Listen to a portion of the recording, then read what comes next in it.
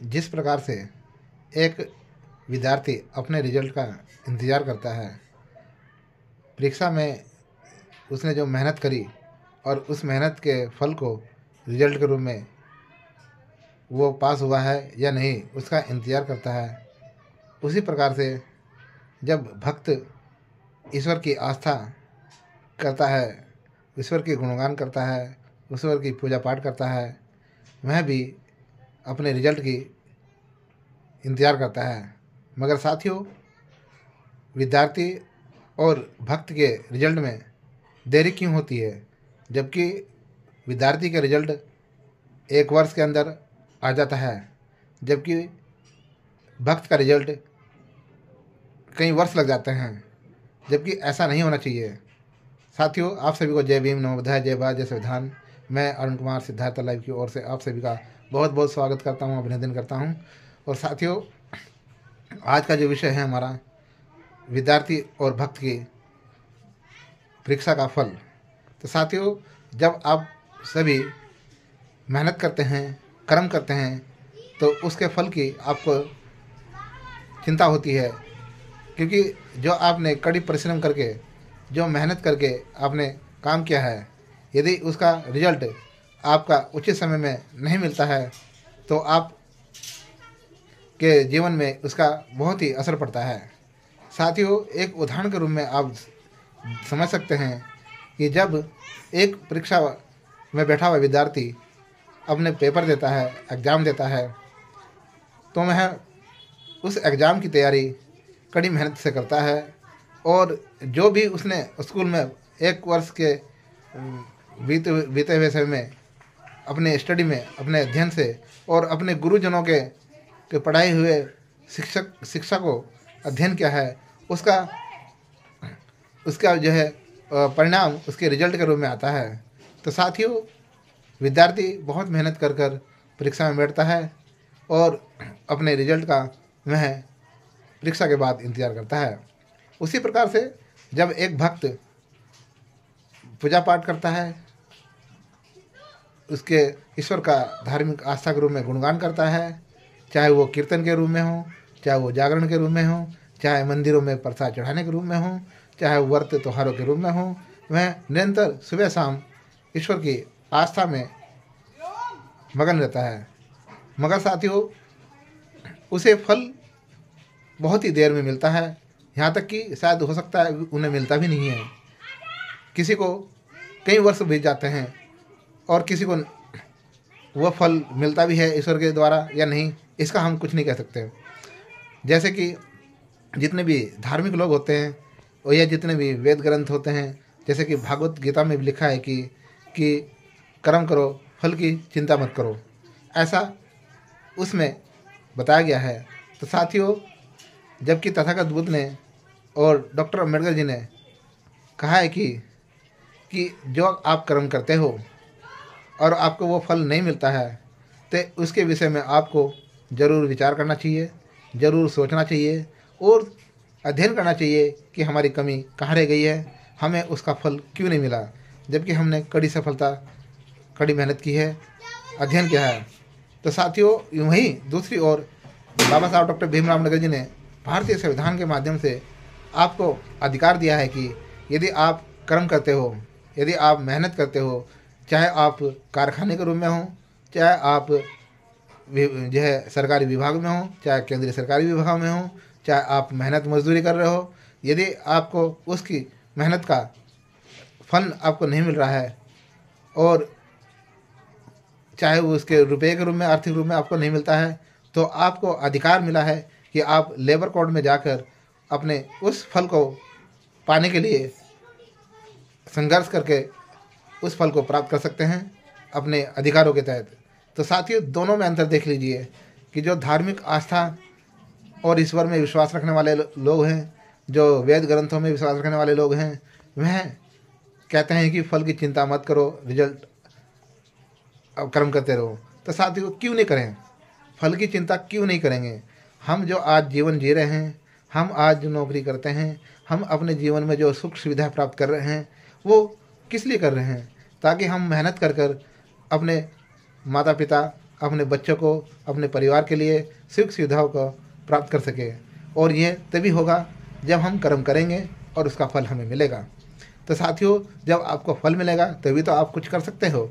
यदि आप सोचिए कि आप निरंतर काम करते रहे और उसका आपको पैसा न मिले, तो आप सोचिए आपकी आर्थिक स्थिति कैसी होगी। आपकी आर्थिक स्थिति एकदम दयनीय हो जाएगी। आपको भूखे मरना पड़ेगा। आपको कोई भी अपना गुलाम बना लेगा, क्योंकि आपके पास मजबूत होने के लिए पैसा नहीं है, आर्थिक संपत्ति नहीं है, जिसके कारण आप अपने बच्चों को, अपने परिवार के लिए सुख संपत्ति वहन नहीं कर सकते। वहीं दूसरी ओर यदि ईश्वर की आप भक्ति करते हैं, धार्मिक आस्था में लीन रहते हैं, तो आप सोचिए कि क्या आपको उससे सुख सुविधा मिल जाएगी? नहीं साथियों, मेरा मानना है कि हमें रिजल्ट का इंतज़ार हमेशा करते रहना चाहिए। और जिस प्रकार से परीक्षार्थी अपने 1 वर्ष के रिजल्ट का इंतज़ार उसके रिजल्ट के रूप में करता है और उसे रिजल्ट भी मिलता है, कोई पास होता है, कोई फेल होता है, तो यह फल उसके परिणाम होता है ताकि वह आगे बढ़ सके।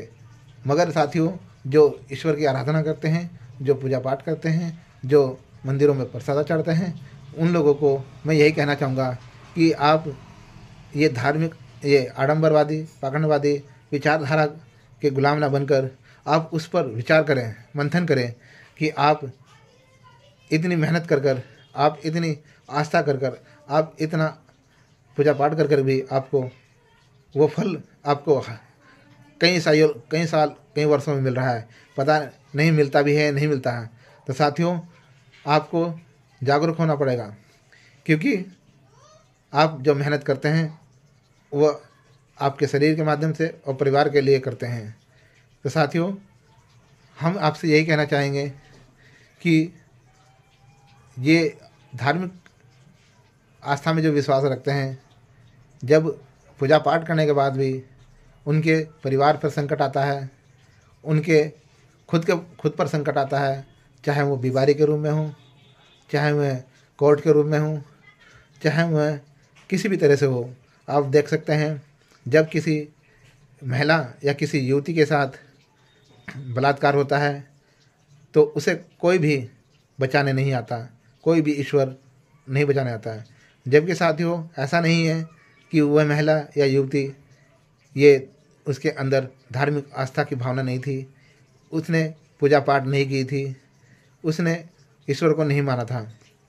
वह निरंतर अपने माँ के साथ या अपने परिवार के साथ में हमेशा धार्मिक आस्था के रूप में अपना जीवन चलाती रही, मगर फिर भी वह ईश्वर उसकी रक्षा करने नहीं आया। जब आप हॉस्पिटल में जाते हैं तब भी आपकी वो धार्मिक आस्था आपके काम नहीं आती। साथियों, मैं अभी एक वीडियो देख रहा था इंस्टाग्राम पर। वह वीडियो थी अनुराधाचार्य के कथावाचक के पंडाल में। उसमें एक व्यक्ति आता है और उनसे कहता है कि मेरे 3 बच्चे हैं और 3 बच्चों में से तीनों बच्चों का ब्लड नहीं बनता है। मैंने काफ़ी इलाज करवाया, काफ़ी पैसा लगाया, मैंने पूजा पाठ भी करी, काफ़ी मैंने धार्मिक आस्था में विलीन रहा, काफ़ी मैं ईश्वर पर भी भक्ति रही, मगर फिर भी मुझे उसका रिजल्ट नहीं मिला। मेरी भक्ति में कहाँ कमी रह गई थी? फिर इतनी देर क्यों हो गई? क्या मुझे हर महीने अपने बच्चों को ब्लड चेंज कराना पड़ता है? और मेरे जितना भी मेरे पास पैसा था, वह सब पैसा मेरे बच्चों के इलाज में खर्च हो रहा है। अब मेरी इतनी दयनीय स्थिति हो गई कि मैं 3 बच्चे, 2 बच्चियां, 1 बच्चा कैसे है, करूं? जिनको 8 साल हो चुके। गुरुजी, मेरी जमीन जायदाद सब बिक चुकी। क्यों? मेरे पास बचा कुछ नहीं। उनको एक ऐसी बीमारी है गुरुजी कि उनके शरीर से ब्लड नहीं बनता, खून नहीं बनता है, हर महीने खून चढ़वाना पड़ता है। अच्छा। गुरुजी, 8 साल में आज हम रोड पे आ गए, मेरे पास बचा कुछ नहीं। लिए अपने आप को गिरवी तक कर देता है।